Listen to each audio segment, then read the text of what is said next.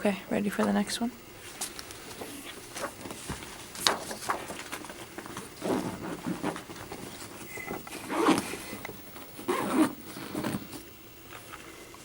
We're focusing on the headline and the pictures? Yeah, yeah. You can move into it.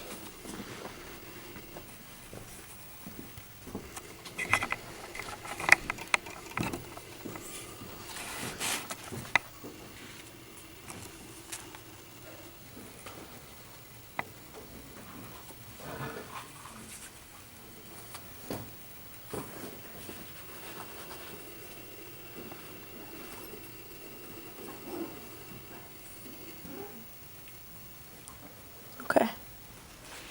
Okay. Do I need to remove the stuff behind, or can you work Nope, with that? that's fine.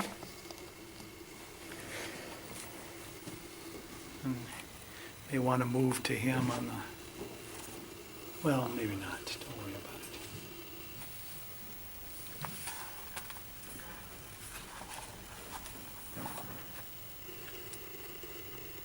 about it. Okay. Okay.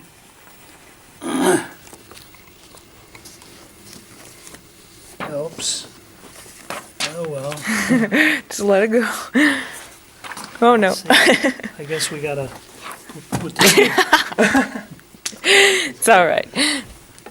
in a certain comic aspect of this. There you go.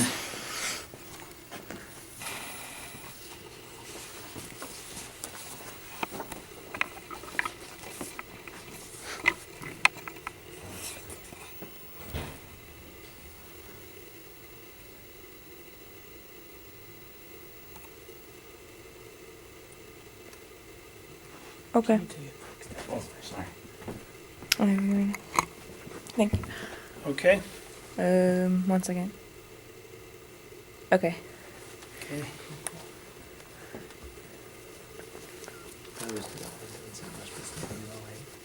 Like, oops. Sorry. I love this one here. You can see him right there with the kids from Honduras, the orphans. No, that's a good picture.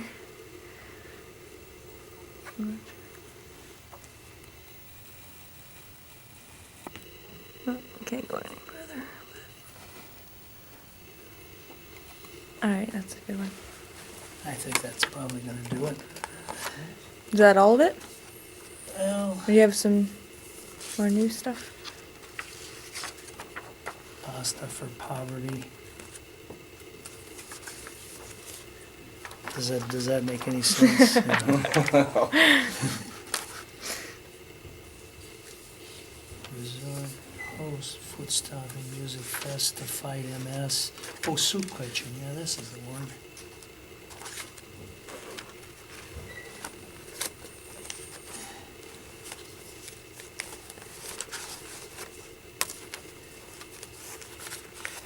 And that's it, this is the last of it. Okay. You might want to pan from the top down.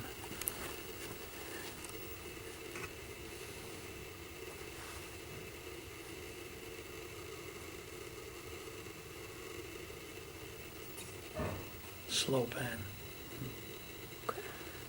Try this again.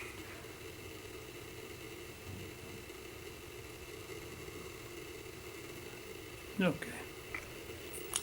Yeah, it's not the best, but Oh, you have to focus point. yeah.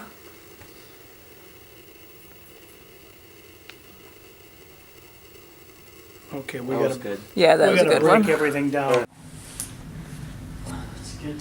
Oh, I didn't get enough of it, I don't think. Go ahead, yeah.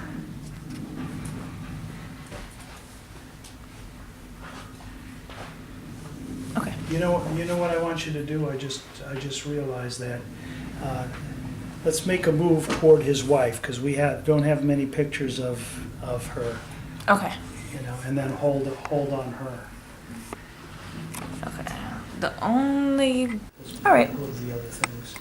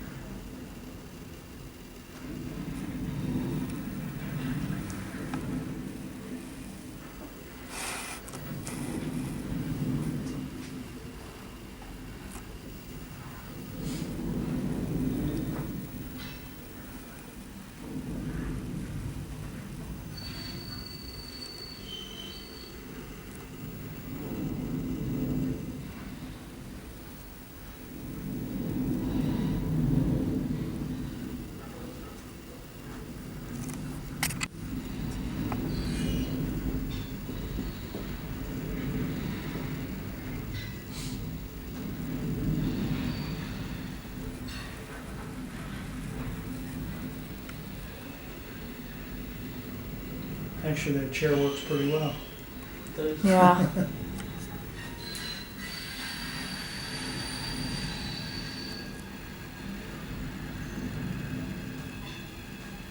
All right. Yep. Do you want me to stop recording every time or just let you? Yeah? Yeah, do it every,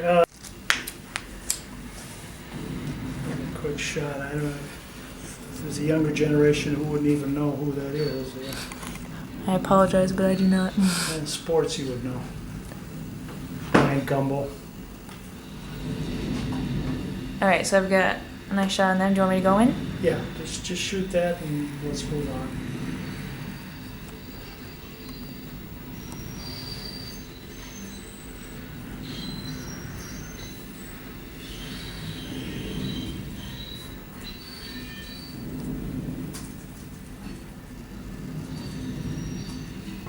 Okay. Okay. It's a really good thing that train wasn't going by. Yeah. And then let's move into this one. Okay, can you adjust it a little bit? How do you want it? That's better, but just move it this way. There's a really big glare on his face. There's a way that we can bring it forward. I don't know. Okay, is there a light that we need to? I'm gonna try this. Nope, didn't do anything. Guess let's try some lights. There's something on him.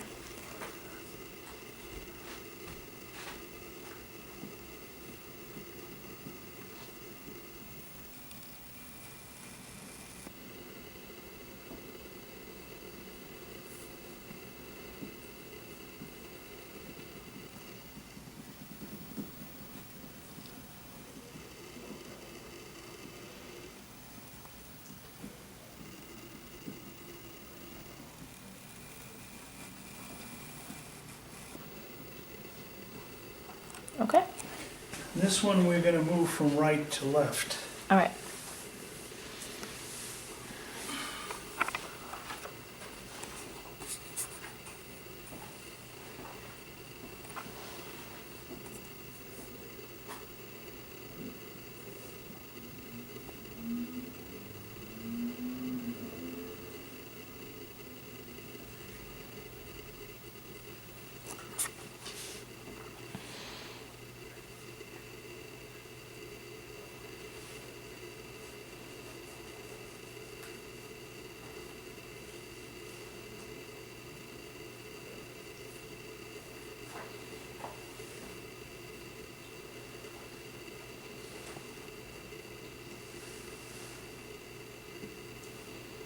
Got it? Yep.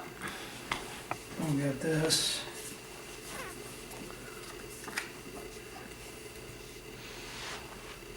Do you need it more upright or? No, that's okay. Looks good.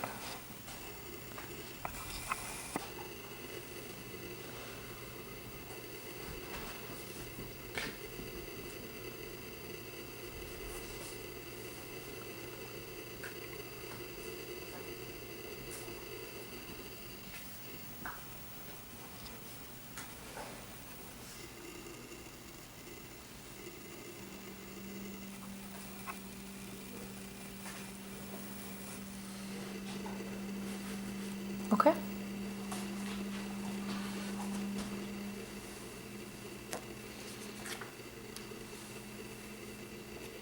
Another one from right to left. Okay.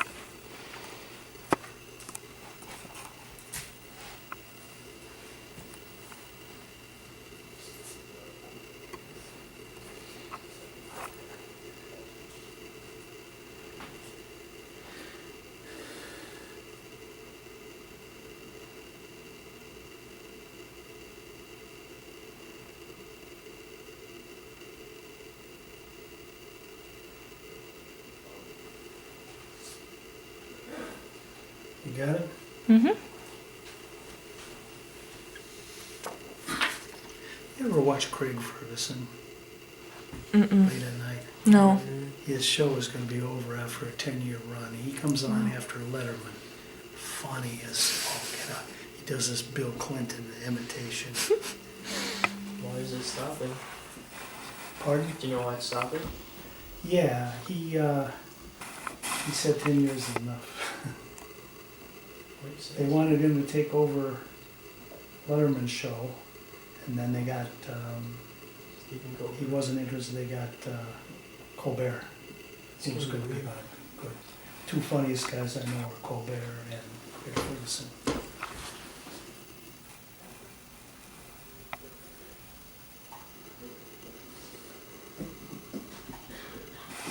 Got it? Yep. Should be good. Okay, and then we throw in Jesse Jackson. Nice. Keep hope alive.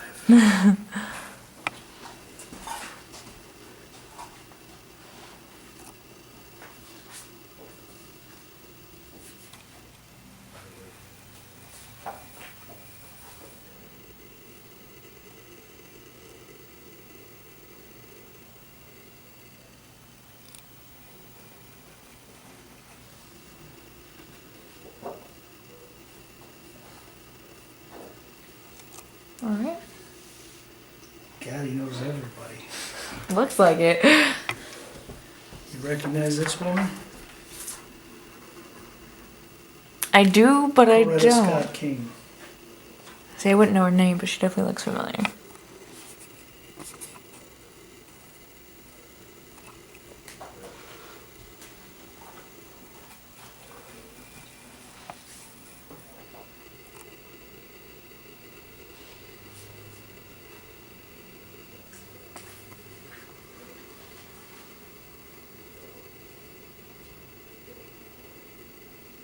All right. Okay, let's see, what else do I want here? There's him with the former governor.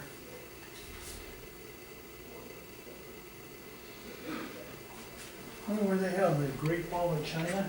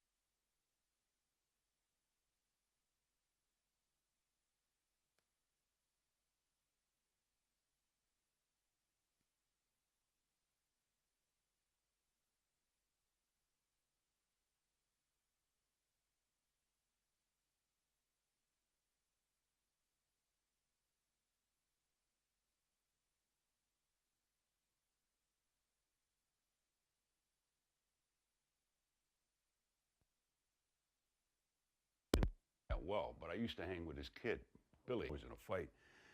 He called me to his house one night and or reached out through his network. You know what I'm saying? I go to his house. I'm loaded for bear. Knock on the door. He comes. Nice man.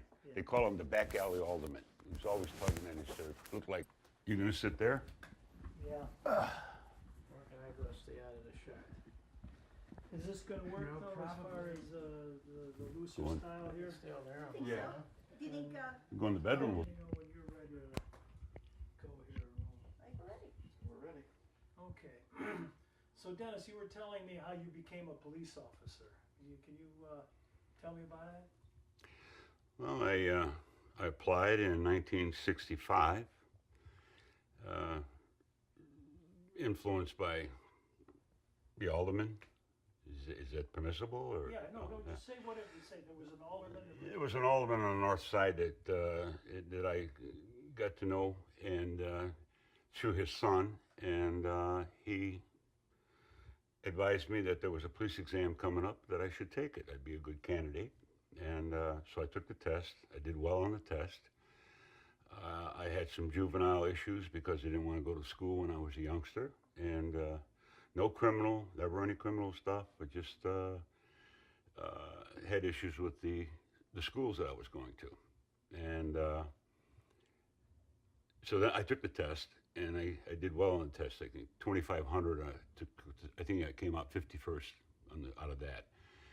And but because of my history, had been in a couple of boys' homes, the department declined to, not the department, but certain parts of the department declined to accept me. And I finally got an opportunity to speak with the then superintendent, who was Orlando Wilson. And he listened to my plea. I talked to him for about 3 hours. I told him my childhood and things and where I'd come from. And he said, yeah, you'd be a good candidate, you know. And I had graduated with a GED from when I was in the Army. I met a gentleman over in Europe where I was stationed. He was the head of the education department. He's the one that encouraged me to take the GED test, which I took. And I'd love to see that guy today because he turned it around for me by just that one little gesture. And I had no idea how important that was, you know. And he says, he gave me my GED certificate when I qualified and said, you can take this back to any accredited high school in the state of Illinois.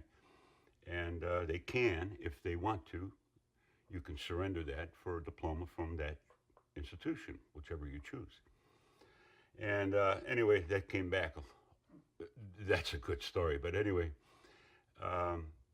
I got on the job. I started the academy, and they have 3 awards in the academy: best academic score, best shooter, and best notebook. Well, I took 2 of the 3, best shooter and best notebook. So when I graduated the class, I graduated first in the class. A gentleman by the name of Peter, he was the academic whiz. He was a brainiac, you know. So I got my assignments out of there, and I was sent to the 20th District, the old Somerdale Police Station on the north side. And I found the department very interesting at the time when I first came on. I had this idyllic vision that I was pretty big. I didn't really need a badge and a gun to help people, you know what I'm saying? But it did give me a position wherein I could do it freely, you know what I'm saying? And of course, the only calls you get are people that need help. I never got a call saying, hey, officer, we just called to see if you had any coffee, want some coffee and a donut? You know, never got that call, you know. But insofar as helping people was fine. And then through the working of the police department, I came on in '66, and I heard that there was an effort by the Teamsters Union to organize small police departments and fire departments around, you know, the country. And I reached out, and that's how I met Bill Hogan Jr. And I said, one day I was standing at the desk in one of the stations, and I was tearing tickets out to put in the basket to turn in, and I heard the sergeant tell this patrolman to get the F over here. And I turned, and there was a couple of people bonding out that were in the lockup, and they overheard this. And I said, Sarge, I said, couldn't you just take that patrolman on the side and admonish him, whatever? I said, they already think we're idiots, and you just certified it. You know what I mean? We have no respect for each other. How can we expect them to have respect for us? He says, who are you? What's your problem? I said, you know, I'm nobody, Sarge. I'm just a guy that if you said to me what you said to that officer, I'd kick you in the nuts, Sergeant or no Sergeant. That's just the way it is. Well, in those days, even the sergeants were wired, you know, with clout. I didn't know the meaning of clout at the time. And next thing, I was a golden boy. This happened in 1975. And I came on in '66, but I was the golden boy. I was at lights and sirens to a parking ticket. You know, you come in with a gun every day, a couple of prostitutes, 10 movers, 50, 100 parkers, you know, bus checks, curfew violations, school absentees, because that's what your job was. And there was no harassment and picking on people. You know, you didn't choose at the beginning of the day who you were going to go after, what entity, what race, religion, or whatever. It's just the people.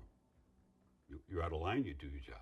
What were the conditions that you thought could be improved by getting involved with the union? Can we hold for this Well- plane real quick? Pardon? Yeah, wait for the plane to go by. an incident with the sergeant at the desk, things started happening to me. I started getting details. I started getting detail to other districts.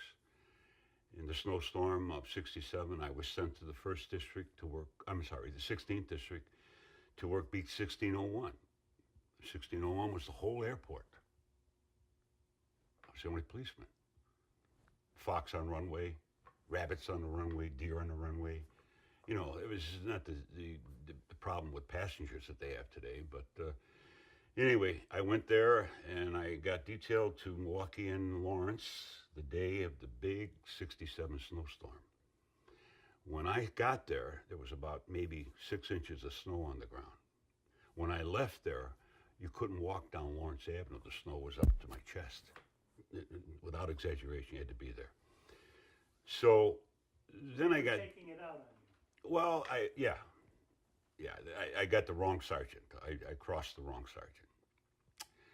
And I just thought to myself, we had 5 organizations: FOP, COP, CPA, CCPA, paper hangers, and there was another organization I can't remember. So I had heard about the Teamsters were making an effort to organize. My dad was a Teamster for 45 years.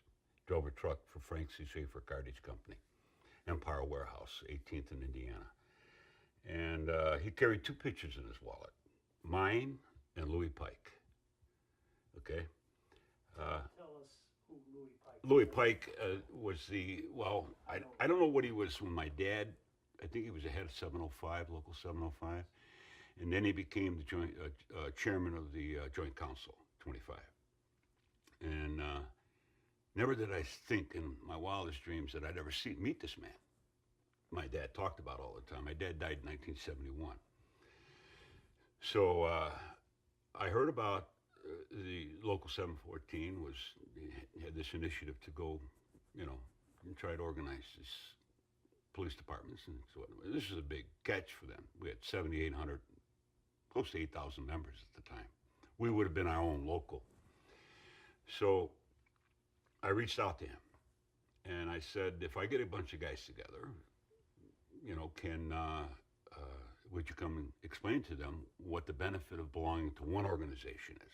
Because it's so fragmented. The 5 guys would walk into City Hall on the 1st of January, whenever they did, and then old man Daly was their boss then, and he said he'd bring you in, you tell them what you'd like to get for your members. Each guy represented maybe 1,500, 1,800. We're all fragmented, and they paid dues of $10 or $15 a month. It was a nice, catch for those guys monthly. And if he would come and speak to the guys, I'd try and get the policemen together. Well, we had the first meeting. This is in '76, I believe. I'm going to caution you, just so that we can use as much as we can of your interview. When you say he, say Bill Hogan, Okay. because that helps us. I got you. So he doesn't mean anything. I understand. If we keep going. So All right. Go ahead. Um, So what year was this now? 1976. I talked to Bill Hogan and I asked him, if I got these guys together, would you come and speak to them about the benefits of belonging to one organization? Sure. And he said, sure. So I went to Laurie's Pizzeria at Foster and Broadway and I talked to Mr. Laurie and I said, can I rent your room in the back, when I have a meeting? He said, fine, no problem. Always good to the police, that guy. So 35 guys show up. And that represented about 5 districts. We had 23 or 24 districts at the time. But a reporter from Channel 5 came, a guy by the name of Bill Nolan. And I said, when I caught him at the door, I said, what are you doing here? He says, I hear you're trying to organize the police department with the Teamsters. I said, you're not invited. You guys never tell the truth. Hit it. Get out of here. I got the hall. But there's no buts about it. They're pretty consistent when they want to be. So we went on. Bill spoke about the benefits, and I had never heard him speak, and then I listened to him, and just off the top of his head, the way he spoke then, it was just electrifying, kind of. You know what I mean? So the 35 guys that were there was a couple little snitches in there, you know, planted by the district commanders. Because when the Chicago Police Administration heard that we were organizing under one organization, that would take a lot of muscle away from them. And I used to say, I said, you know, you got a thug like me on the street. I'm a street guy. But these kids that you're asking to come in with 2 years, 4 years minimum college, you're going to have to deal with them. You're dealing with intellect. You're not dealing with muscle here. You can't push them. You're not going to be able to push them around, which was my vision of what they would have to deal with. And thank God we got the union. Anyway, we went on, and I'd say the best thing that ever happened to the Chicago Police Department was Jane Byrne. Because we went to Jane Byrne. Now we got all these other organizations involved. Bill was involved. We started going around different areas, different districts, talking to whoever we could get a group of guys together, you know, and would take the time to listen to them. And then we got interest. More and more guys came to the front, you know, and we got a nucleus of 10 guys.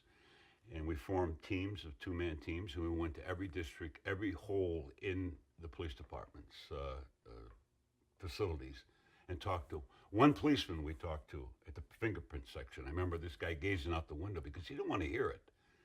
He was probably told to go and listen to us by his boss. We had enough influence to have, they have the traffic roll call room down at 321 LaSalle. You get policemen from all over the city because everybody had to go to traffic court 1 month out of the day. So you had anywhere from 100, 150 policemen. And through Bill's influence, we got a lot of access to that roll call. And that was a big plus for us because we could branch out. Once we get the seed planted throughout the city, that was the hardest thing. It was a little bit easier for us. What happened, with the election? The first election, I think, if I'm correct with the date, was October 16th, 1981. And it was in the basement of Old St. Pat's Church. And I think we lost that by between 140 and 180 votes out of approximately 8,000. And we lost to FOP. No union got 2,500 votes. So 2,500 guys on the job did not want a union at all. They liked it as it was. But in any event, in talking to Bill, from there we went to other departments, and he used myself and a couple other guys, because we were, we weren't, I can't think of the word besides shit stirrers. We weren't trying to create dissension of any kind in the departments that we went to. We just wanted to explain to them the benefit. Just listen to Bill Hogan, and you'll understand. Never once. He took his time with one guy, 2 guys, 10 guys, 50 guys. You know what I mean? He stopped to explain something that they didn't quite understand, Basically the meaning of unity, getting together, being one voice, and the power and the position that you gain from that. And you just go do your job. You know what I'm saying? Don't worry about it, because, if you get one organization, they will take care of you. I just met this morning at the car wash, I met a policeman who just got off duty at the 9th District, and he knew me heard about me. He's only been on 10 years. And we started talking about this briefly, and I said, you guys come after 81 have no idea what they could do to you. All the benefits that you have now, and it's a long list. The Teamsters helped push what eventually those benefits, even though it came under another union, that election moved things along, right? Oh yeah, it scared the hell out of them because they didn't want us in there. They didn't want the Teamsters in there. When we went to officers and they say, well, what could the Teamsters do? We don't have any team. Yeah, who delivers the toilet paper? Who delivers the bologna? Who delivers the gasoline to these police stations? Teamsters. You see, that's, they didn't think of that. But, and I can't think of all the things that Bill used to say, but that was one of the most influential thought process. Because where's your muscle? We can't strike. Policemen can't strike, you know. But that was the influence. So, after that election, how did you get more deeply involved with the local, with Local 714? Well, anytime they were on a campaign, if they had a department or an agency they wanted to go to, they call me, I'd be there. We organized the sheriff's police at the Cook County Jail, the corrections officers. I think there was 20 some hundred at the time, and there was 1,500 court services people. Policemen, first of all, policemen think that they have to have policemen representing them. Policemen know too much about your personal business to represent you fairly, because they always, I know what you did. Lunch issue, you get a half hour for lunch. You get a job, you stay with the job, you take your paper, you're really okay to a restaurant. You order your soup, your salad. You sit there, you fill out the paperwork, you finish your soup and salad, your main order comes. Now you come up from the job and you go down on lunch. That's a no-no. But that was par, because, I mean, you really gobble yourself down in a half hour. If you get in, get seated, get a waitress. You know what I'm saying? Yeah. Now, think of that. You know that scenario exists. As a policeman representative versus a non-policeman who's there to represent, you know, the labor issues, as they know it. Not that I know what you did in the lunch thing, so, or you're sitting together and you're determining whether or not you're going to represent this guy because he got caught stealing a half hour for lunch. It's nothing, but it's just to give you an idea of what, you know, what it was like being represented by policemen versus being represented by a real union. So, let's move up to the point where you heard about the IRB was interested in talking to you. But I guess what I'd like to ask you about is, first, well, maybe we'll start by asking what happened at that meeting that they, I'm sorry, I'll go back to how you first found out that they wanted to talk to you. Well, how I got involved with Bill the way I did at full time. Okay. Bill called me one day. He was chairman of the Convention Bureau. He was chairman of the Central Conference of Teamsters, president of the Joint Council, secretary treasurer, Local 714. He called me one day. He says, "What are you doing?" I said, "I'm being the police." "Why, what's up?" He says, "I need a guy. I got all these hats. You know what I mean? A hat rack." I went to the personnel the next day, put in my retirement, and I stayed with Bill up until that was in, I think, October or November of '93. And I used up all my personal days, all my baby furlough days, all my vacation days until April 10th, 1994. And I officially retired from the police department, and I was Bill's guy full time from then. Picked Bill up in the dark, took him home in the dark. Not a day went by. He didn't stop at the local, the joint council, the convention bureau, the conference, every day. Hope for Bill's benefit that all this effort, and whatever they're trying to do. People are coming through that we're talking to, and we're going to go try and get some of the people that set up the IRB. We hope to talk to Giuliani if he's willing to talk. They're taking credit for stuff that happened 23 years ago, and acting like they needed 25 years to get the mob out of here. And in fact, they were on a gravy train. Yeah. At the union expense, trumping up charges against some of the best union people that ever were. And the guys that did the things that they did with the credit card issues and things that directly affect the union itself, the International Brotherhood of Teamsters. When Louis Lacroix told them, he says, "Hey, you want to take down my conference?" From what I had gathered, I think they're the only conference in existence today, aren't they? Yeah, they're Canada. They'll take by 95,000 members and we'll secede. Just think of the cost of changing all the logos from International Brotherhood of Teamsters. Think of that. 1,400,000, you know. We have have to get into it and explain it Yeah, in order that to. needs it's some not gonna be that explanation, way. yeah, that's a different So- story altogether. But it's good that you got some shots of them together, so. Yeah, the things they did to us and me, they did nothing. I was Bill's guy. You don't say that. I drove there, slept in my car, had a copy after the Hoffa took over, and I went to see the entire executive board for their first meeting. I slept outside the International in my car with copies of a plea. Just hear my case. Just let me in front of the International. Let me in front of the whatever you call it, with all the international vice presidents and Hoffa. Executive board. Executive board. Let me explain. You know? All that knee slapping, Mac, you got bugged. Mac, that they personally said to me, you know, just disappeared. You know, that's a whole different thing.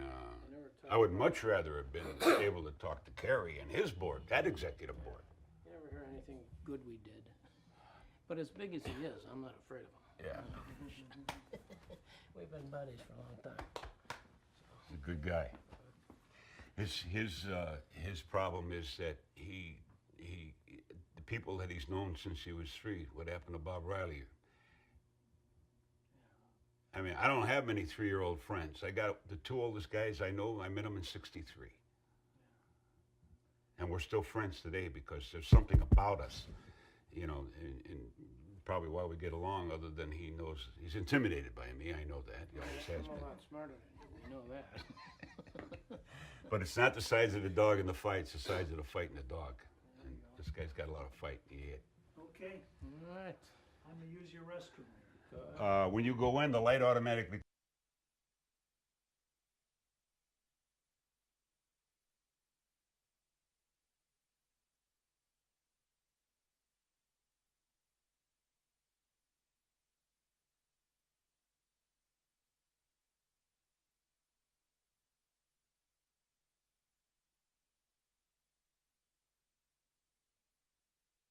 It's coming. So I'll stand over here, Uh-huh. you know, and, You want Bill in this too, right? no, we'll- Introduce my 2 best friends. just go ahead and let us do it here. Well, let me- All right, go ahead. No, Yeah, go ahead. we'll- Yeah, they know what they Go, want to do. go. Try to be as Okay. spontaneous All right, good. as we can here. All right. So, you know, so Bob, you guys go back, you and Bill and Sue? We met each other in 5th grade at St. Giles in Oak Park. Well, we're gonna start that over and you can talk about Bill and I and Sue, you know, Okay. all together. Can we do that? Sure. But, yeah, could you guys mind stepping forward a little bit? No, not at all. How's that? Thank you. Okay. All right.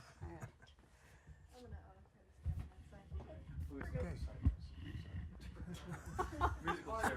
Okay. Okay, yeah. Pardon us for that, but we just gotta do it. So, you know, how did you all meet?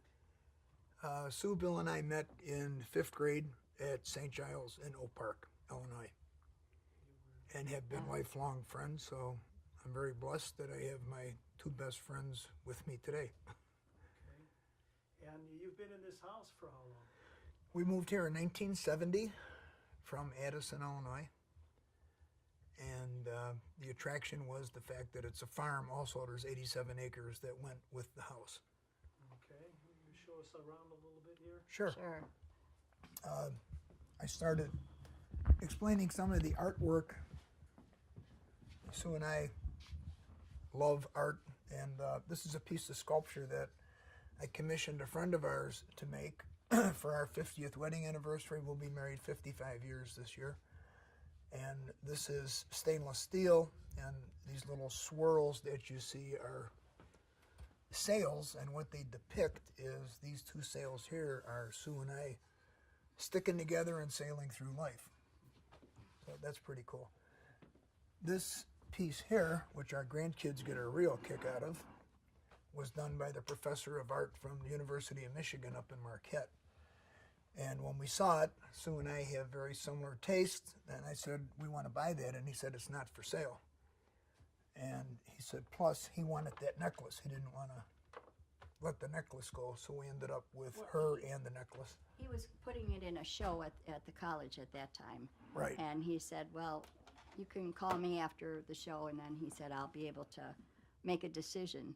And so he did. And then, like he said, well, the necklace doesn't go with him. And I said, well, I want the necklace with him. So it's as simple as that. So that's what we liked about him, or her. This piece of armor was presented to me at our 50th high school reunion from St. Mel's High School. There was 350 guys in the graduating class, 1959, and I was selected the Knight of the Year, and they gave me this. That was Monstrosity. Yeah, right. That was our So we can call mascot, you the Knight. Sir Bob Riley. Yeah. Thank you. Thank you. I think kids are what really make a home, don't you? Yes. Oh, yeah, for sure. So- Let's hear about, we'll get set up here and we'll hear a little bit about how your family evolved. It's a Okay. remarkable family. All right. When we moved here in 1970, we had 5 children, 4 biological, and our first foster child, Paul.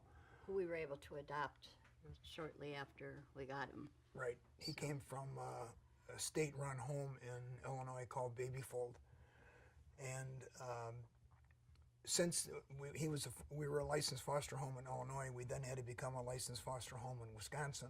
To bring him here, so. Right, to get him across the state line. And then since then, we had a total of 10 foster children, In and out 4 of sometime. which we adopted.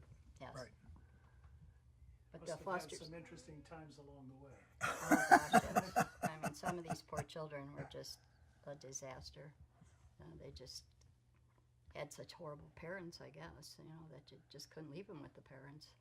So it worked out fine for us. We were very happy to do it, and we were able to adopt 4 of them, which is very, very unusual. You don't usually get, they tell you right off the bat, you're not, these kids are going to go back to their families if at all possible. And some of them are now living not far away. Yes, our one daughter, Marisa, she lives right on the back part of the farm, and We gave her 5 acres. yeah. Mm-hmm.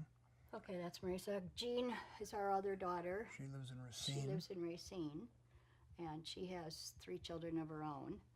And then we have Paul, our first adopted Paul, we child. already said Paul that. was killed in a car accident when he was 34.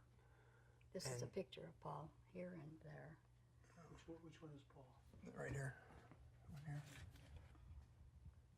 here. And Paul was fortunate in that Uncle Bill got Paul a job down at McCormick Place. He became part of the team. Yes. Yeah. Yeah, and he was a true teamster. Paul really, he bought into it. He lived, slept, and ate it. He had all of the jackets, the shirts, Yeah.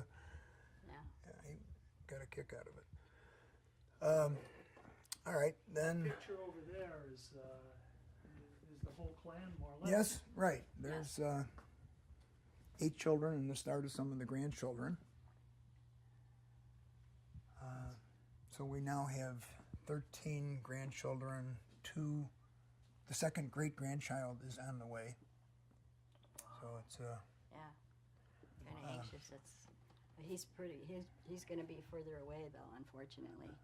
Our granddaughter and her husband live over in Green Bay, close to right. Green Bay. So It isn't that far by whereas the today's other one, standards. the other grandson is right over the other side of the hill. So we get to see him all the time.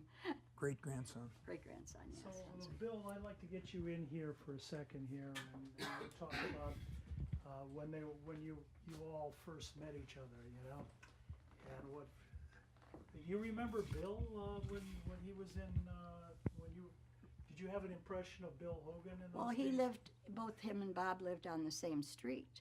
And so it was like maybe 8 blocks from where my street was. And we used to ride our bikes back and forth. And, the guys were always playing baseball. And of course, the girls were always out there watching the guys, that's my friend. And, I like this guy, So it worked out pretty good. You picked out one. Oh, yeah, I knew him. I picked him out right away. I told my mother right away. I said, that's the guy I'm going to marry. Because our moms used to go grocery shopping together. So he had a Helen and I had a Helen. So Everything was Pretty close, yeah. Yeah. And Bill had to wait to find Ginny in high school, something like that. Yeah, but we were always together. We were always Oh, yeah. together. Once we met Jenny, she came in. Yeah. But I was smarter than the other two in school. I think you remember that, don't you? Oh, yes. Definitely, definitely. I mean, it was honor roll all the Oh, way, yeah, right? yeah. On his roll out the I door. couldn't even spell on her roll. I must be honest. He didn't get serious until he started thinking about the union. Yeah. Yeah. Oh, yeah. That's when I took life seriously. I didn't like school. School and I never got Oh, and then along. that job you had at first, Which one? the horses. No, the glue company. The glue Oh, company. Oh, yeah. No, I worked at a Well, you glue and Ginny were factory. going together then too, Oh, yeah, right? yeah. And she says, "Oh my God!" He comes home. He's Yeah, I worked in a glue factory, and her girlfriends would ask me, "What do you do there?" So I drive the horses up to the kettles. And Before I was they turn actually them in the into glue. maintenance department. Wow, that's so. But we go way back, and it's just this is America, and it's a shame that they could try to tear us apart Oh over gosh. frivolous garbage, and it just didn't happen. Basically, we wouldn't let it happen, and Bob knew he was at risk. I never realized that he was putting himself at risk to losing his job by just talking to me, and that in itself is outrageous. I think in America, nobody should have that much power to do that to people. That he has no criminal background, I have no criminal background. He actually gave the eulogy at my wife's funeral. I can't talk to him.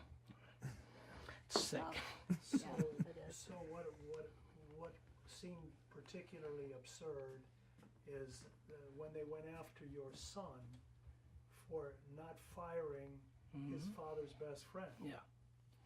Yeah, as Bob just pointed out, he said, Paul, Uncle Bill. Well, that's my kids called, this was Aunt Sue and Uncle Bob. That's where the chimes are done here. That's gone now. Oh, Yeah, this was Aunt Sue and Uncle Bob, and their kids called me and Ginny Uncle Bill and Aunt Ginny all their lives. And then Bob was working with us when they threw me out. He stayed with Bobby, and he was expected not to talk to me because they decided to bar me on their stupid. it just made no sense. No, I mean, made he's no sense at all. godfather to our children, and we're godfather to his kids and stuff. And I was his the best kids grew man, up and- together. And I mean, we used to play when the kids were small and babies. We used to go on Friday or Saturday night.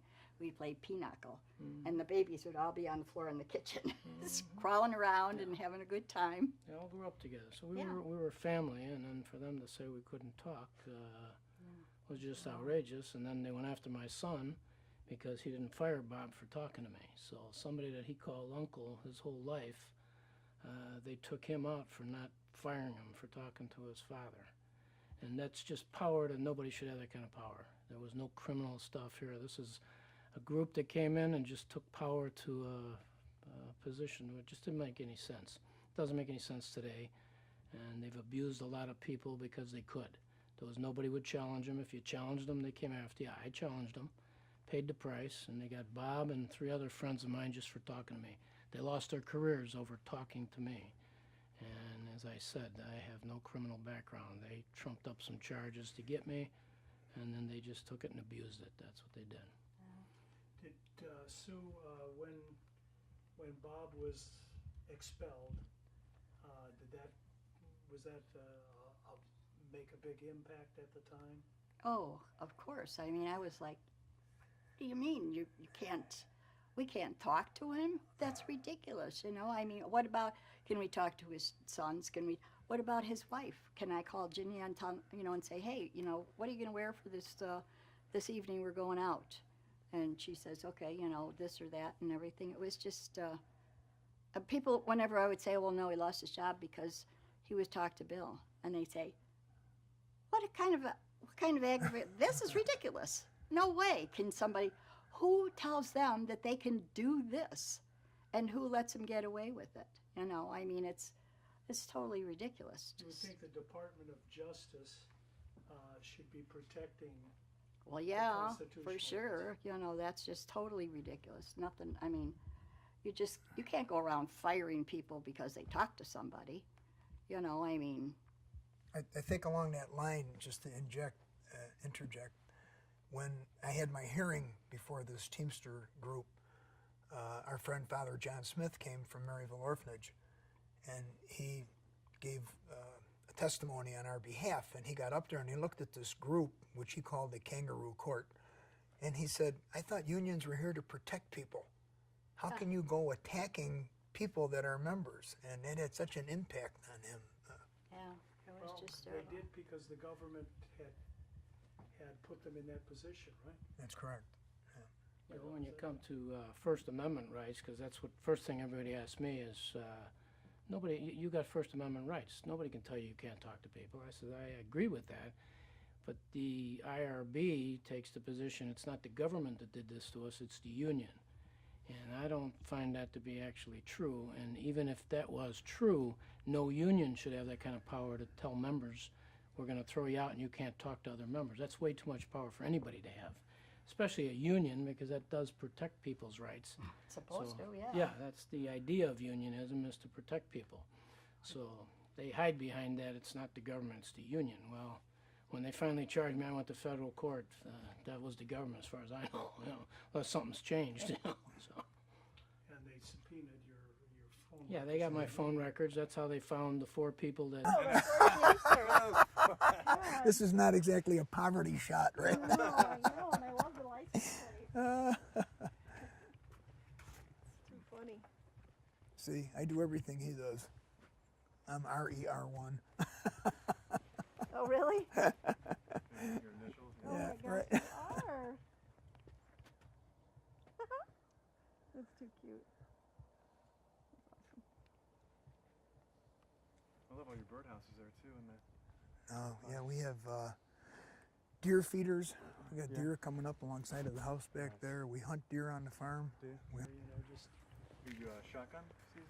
Shotgun? Yeah, we hunt deer also with a rifle. Okay. Yeah, my uncles and grandfather, they do shotgun and bow season. Mhm. My uncle gets every bow season. you got an extra shotgun here? Yeah. Yeah, Am I sure. invited You sometime? check this off your property? He's a great shot, Bill. Yeah. Well, Bill goes up to South Dakota. Yeah, I went with him 2 years ago. It was a wonderful trip. So anyway, why don't you point out some of the things that are, and we can focus on that, Fine. So you've got, tell us about your farm here. What are some of Okay. the things you got out here? We used to hunt on here before he bought the farm. Yeah, we hunted out here with Bill and his dad, and we had a big barn here. It burned down in 1973, and we used to sit with his dad on the side of the hill with 22s, and the corn crib there would be loaded with corn, and we'd shoot the rats. And on a farm, you have rats, not city rats, but rats that there's rats where there's grain, and we'd shoot the rats off of the corn crib. But off to the left there is the pond that we put in, a 1 acre pond. And the farm is 87 acres. It's L-shaped. And there's a creek that runs right through the middle of the farm that comes out of Twin Lakes, Wisconsin, and it empties into the Fox River. So theoretically, you can take a canoe and put it in our creek, and you can go down to the Fox River to the Illinois River to the Mississippi, and the Mississippi down to New Orleans. Non-stop. You do that lot much? I Like do. Huck Finn. I do a lot of canoeing and a lot of kayaking. So we've planted over 10,000 trees on the farm since we've been here since 1970. Our grandson now farms the farm. There's 40 acres tillable, so he farms corn and soybean. And on the hill up here is hay. And him and his dad have 90 milk cows. So that's where it ends up. They raise the grain for feed. And you were saying about your daughters, you have a few acres for them? Yes, our daughter Marisa, we gave her 5 acres in the back, and she's along Highway W, and if you cross her road, you're in the Fox River. And our creek runs into the Fox River. Our daughter Kelly, we gave 2.5 acres up on the hill, and there's a path here alongside of that pole building going over to her house. So maybe we'll get out of the way and you can do a little panorama and get some footage to go with what he's describing.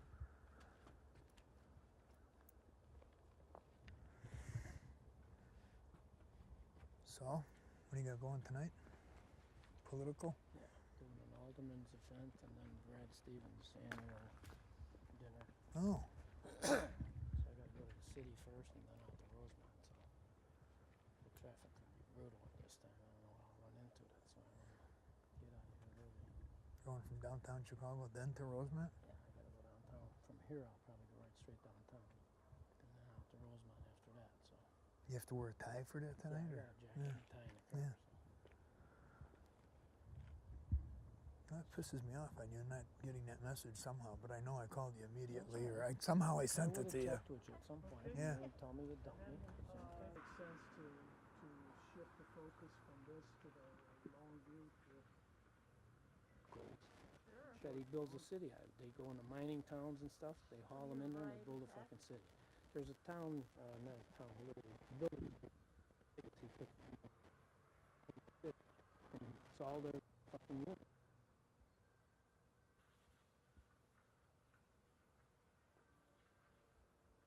There's a car coming here again.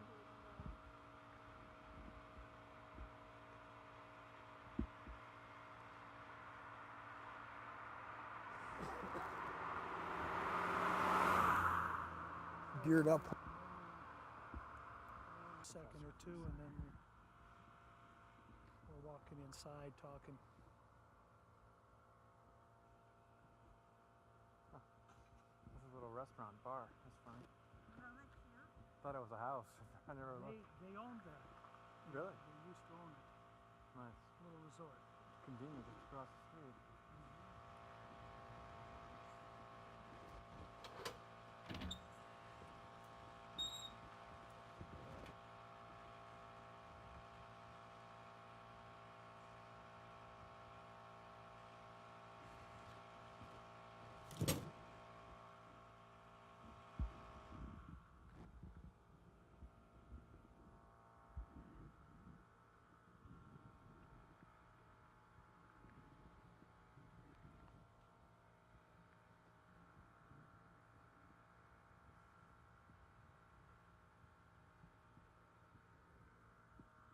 Barbara said to the food pantry. Okay, so you know what? Maybe what we'll do is they'll be walking toward the camera and explaining things. You know, this is what we got. Okay, You I'll wanna do go over that? there then. Yeah. Okay, let me go over there. We're standing here with Bob Riley and Barb Matagrano. And so how did this enterprise get started? What's the story behind this? Actually, the building has been here about, the Shalom Center took it over 4 years ago. Prior to that, it was a manufacturing facility. Correct. Okay? And the Shalom Center, the city of Kenosha ended up owning this building, and the Shalom Center bought it with the agreement that we would buy it for $1 and in turn give up our old building in the city, which we'll see later, which was built in 1894. It's an old school. And they want that property, so we will trade out for $1. All of the food that you see here, a lot of it, used to be stored at the old building in the basement. So the food would come in on a truck, we would physically unload it, put it down into the basement, put it in bags, bring it back upstairs, and distribute it to the people. Okay. Here, we have all of the food coming in the back. It's all put on shelves. And Barbara, why don't you take it from there as to how the food is distributed to the people? It's basically called a free choice pantry. And so people are able to choose what kind of pasta they like, what kind of potatoes they like, soup, etc. So it's not just handed to them.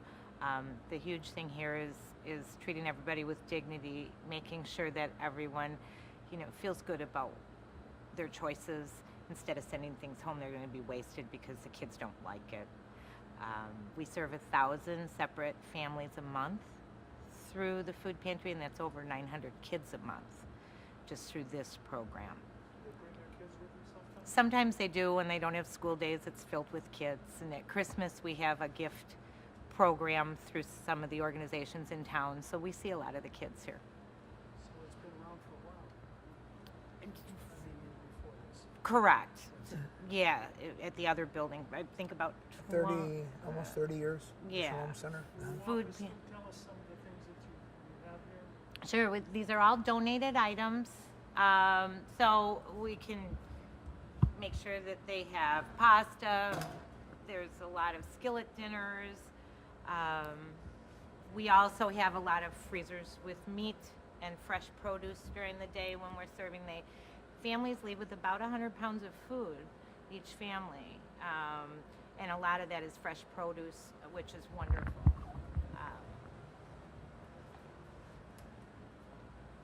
So. You have refrigerators here? We do. We have freezers and refrigerators that are, we're actually getting a few more. So these all carry meats.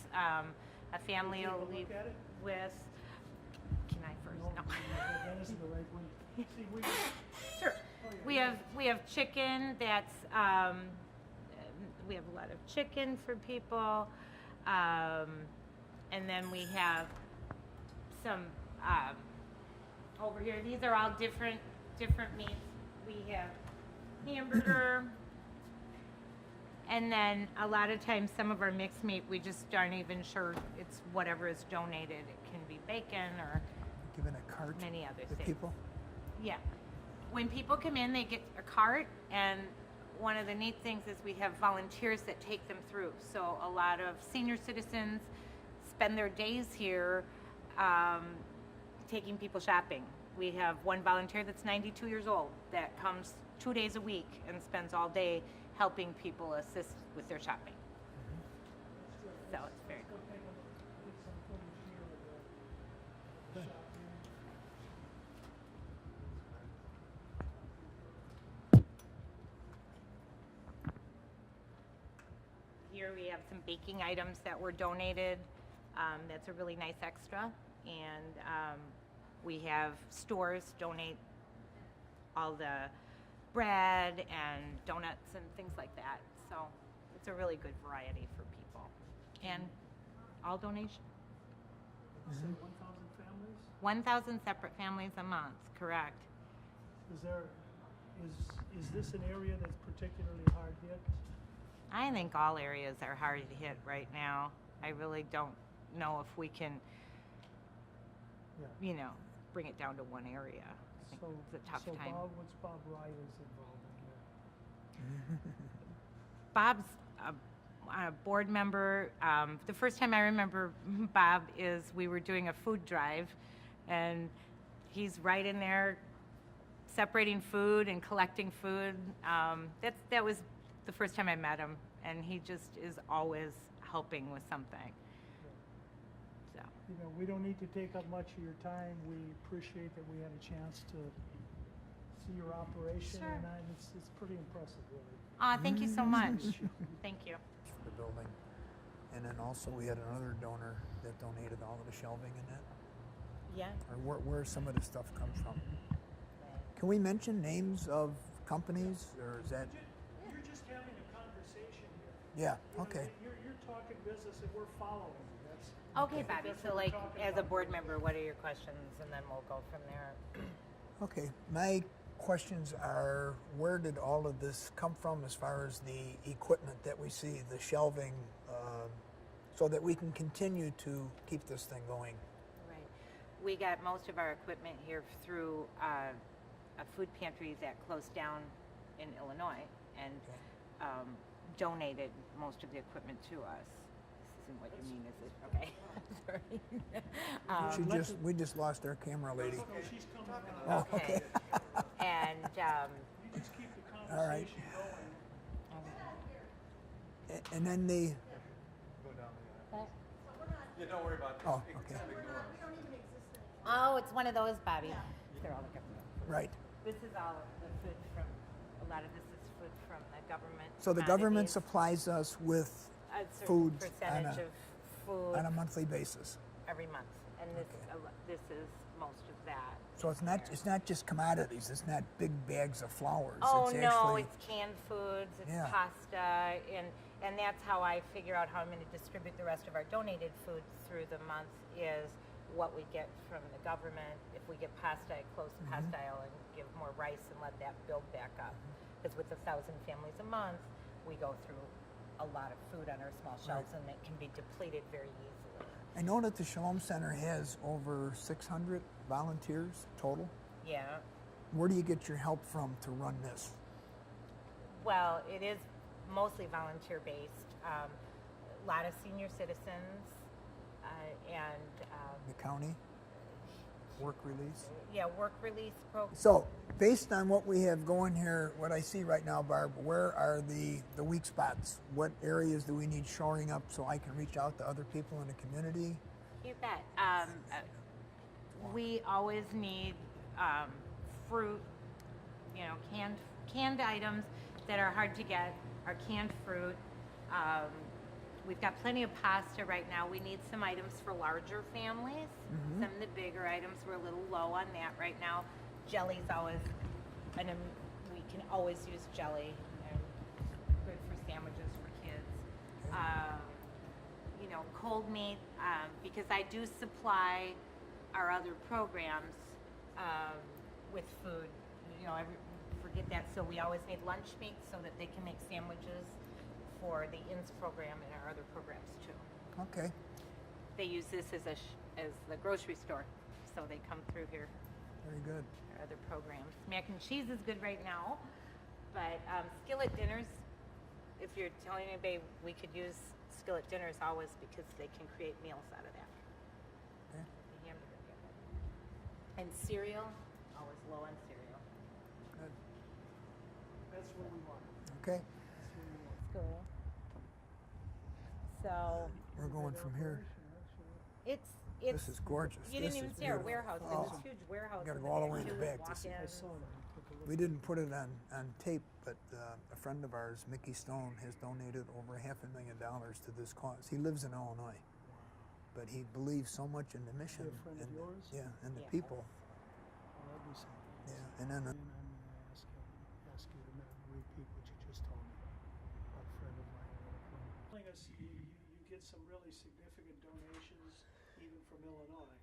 yes, we're in Wisconsin, of course, and we do have some guests that come in from Illinois, but for the most part, it's a Wisconsin food pantry and homeless shelter and soup kitchen. I have one friend that has donated over $500,000 over the last 6-7 years to the Shalom Center because he so strongly believes in our mission and the way we serve our guests. We had another friend from Illinois who had a food pantry who shut it down after 8 years because of the high cost of food, and he donated to us the forklift truck, all of the racking system that's out there, freezers, and just hundreds of thousands of dollars worth of equipment just as this building here was coming together. So That's great. It's Good. a great success. Okay. Just wanted to add that right now. Great.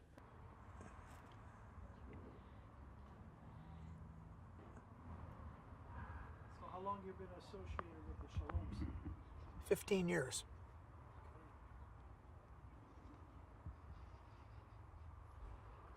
Make it into a sentence. I started out with an organization called PADS, which is an acronym for Providing Acceptable, Dependable Shelter. It's an interfaith organization, and from there I transitioned into the Shalom Center, which is a Hebrew name, Shalom, which means peace, but it's an interfaith group. So we have all of the churches in the community working here. So So a synagogue too? yes, 2 synagogues. Yes, Beth Hill Temple is one. Okay. Okay. Okay, hold on. Go ahead. Thank you, thank you.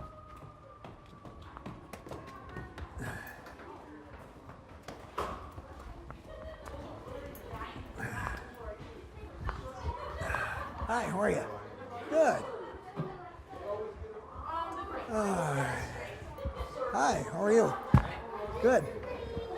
We're looking for Gary. Should we ask if people Hi. Have you seen Lisa? Lisa down here? Okay, we'll find. Yeah, could you? Lisa and Gary? Okay. I'm gonna Greg. see if he's Greg. here. Gary. Gary, I had it. Hi, how are you? Good, brother. So the question I have is anyone, is it, Took care of that for you.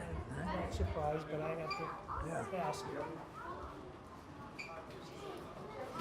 These are our guests that are coming through the line. They enter through the other end of the building. Lisa's on her way down. Gary's not here. Oh, okay, good. All right. And your name? Wendy. Wendy? Bobby Riley. I talked to you on the phone a lot. No. Good. Good to see you, honey. Thank you. And Lindsay, is she here? Oh, no, she just left. Okay. All right. Terry's here from Jens. We got you. That's the main thing. Lisa Sanders, right? Yeah. Right. Yeah, she's a lovely girl. Yeah, she is. How many people are they feeding tonight? Do you have an idea? About probably about 100. Yeah, these people are doing a documentary. Okay, where are they from? They're from, actually from a union organization in Chicago. Oh, really? Okay. And it's on homelessness and stuff? Well, it's on philanthropy in general and people that give and volunteer and the work they do. And because I'm on the board here, I drew them in to do something to get Shalom's name out there. So, yeah, it's good.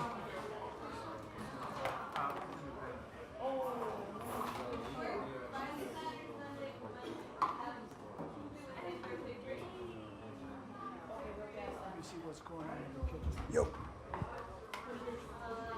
How you doing, man? Good to see you. Nice to be seen. That's my line. That's my line. Nice to be seen.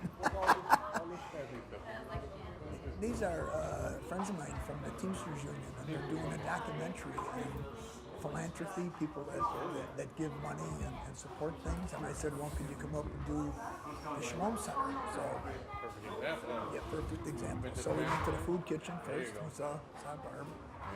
And yeah, it was very nice. So, yeah. Who's your group here tonight? Where are they from? What is your group? Where are you guys from?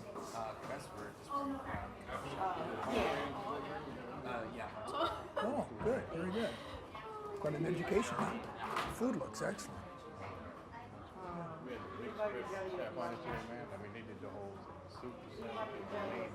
Uh-huh.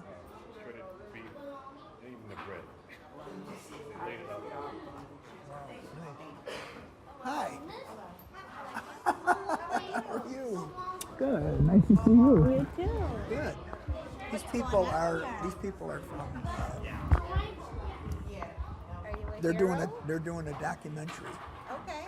on philanthropy and people donating money and funding. Awesome. Okay. And they said, would they be kind enough to come out and shoot the Shalom Center? So we went and we saw Barbara. I called this morning to Greg. Yeah, I didn't hear anything about it. Yeah.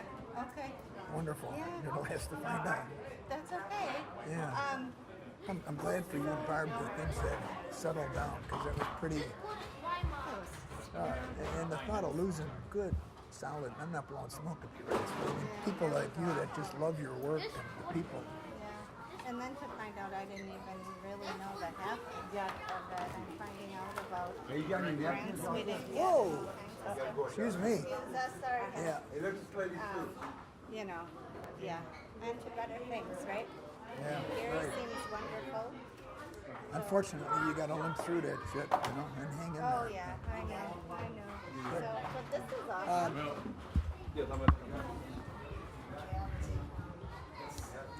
I want to introduce Lisa Sanders. Lisa is the Hi. administrator for For the family shelter and for the shelter. soup kitchen. Okay. So here at the Shalom Center, we have family shelter where we have transitional living for up to 30 people. Emergency shelter. Emergency yes. shelter. Emergency shelter for up to 90 days. And then the soup kitchen, which you see going on here now, where we have anywhere from 100 to 150 guests a night, depending on conditions. Yeah. Yeah. And then the food pantry, which we visited earlier, used to be in the lower level here. This building was built in 1894. Is that correct? Okay. Right around there, yeah. Yeah. It's been some time. So transitional living upstairs, are you So full? yeah, the family shelter upstairs, we shelter? have rooms for 8 families, and we are full. I believe we have 4 families who are currently in our INS program, going shelter to shelter each night. You know, they have to leave in the morning and move, you know, about throughout the day. And we have about 30 families on our waiting list waiting to come into the family shelter. So we're very full, lots of kids. Yeah, it's really crucial for these kids, isn't it? It is. It's, It is. One meal they can count on. Right, right. So this Yeah, is really yeah. the crux of our fundraising efforts is to support Lisa, this program. We're going to be moving out of this building within a year, we hope, right down the street. And we're going to be putting up a newer building there. And we have 1.25 acres of property, so. Right, right. And there we'll have room for more families there, and as well as single individuals. They won't have to get up and leave in the morning. They'll have activities that they have to do and complete throughout the daytime, but, you know, they'll have somewhere to come back to. Because some of these people would otherwise be homeless. It's a shelter here, right? Exactly, exactly. And people like Lisa have such compassion, as Barbara does at the food pantry, for the work that they do. These It's are all wonderful. volunteers back here? These are all Back here. volunteers. We have about Excuse me. 40 different church groups who come in. I'm sorry, I On a got rotating We should basis. move out of the way here a little bit. Can you move back here? If you could give one shot of the line here,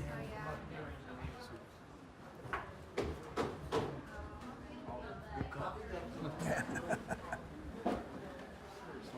Poor bastards, they stand outside for an hour waiting to get in here.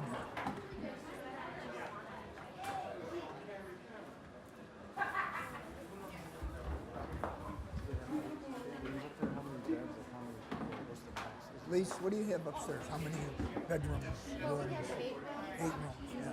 About 32 beds, but we only accept 3 families at a time.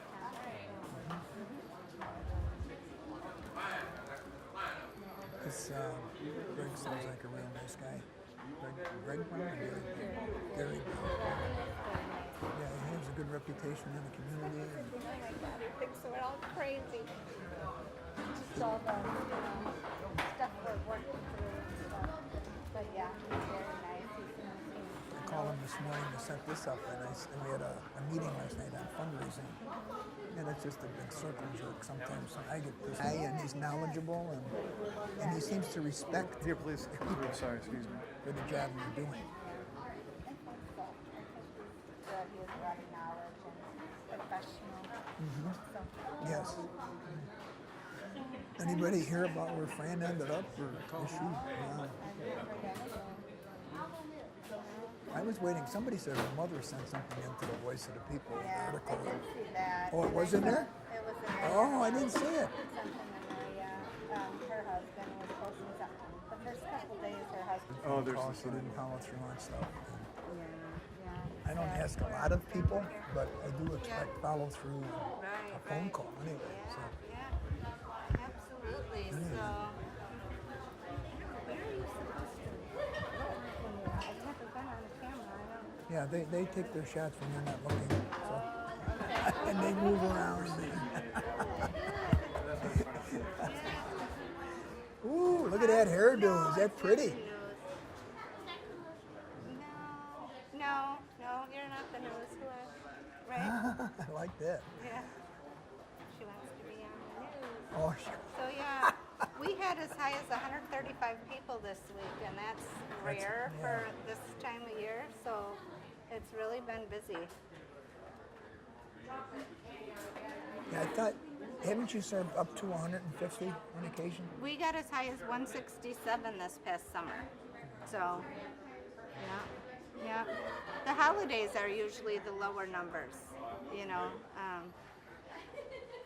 You know, But the numbers have really been staying up there lately. I like to call all these young people here the volunteers. It's like hands-on religion. Right. Instead of where you praying or what are you doing. Here it is Yeah. right here. Yeah, come and Doing see. God's work. Beautiful. Right. Right. Well, did we keep you after today? For, No, I'm doing a training at 6 o'clock. so I was going to be here anyway. All right. Yeah, not at all. There's a phone going off there. Okay. I think we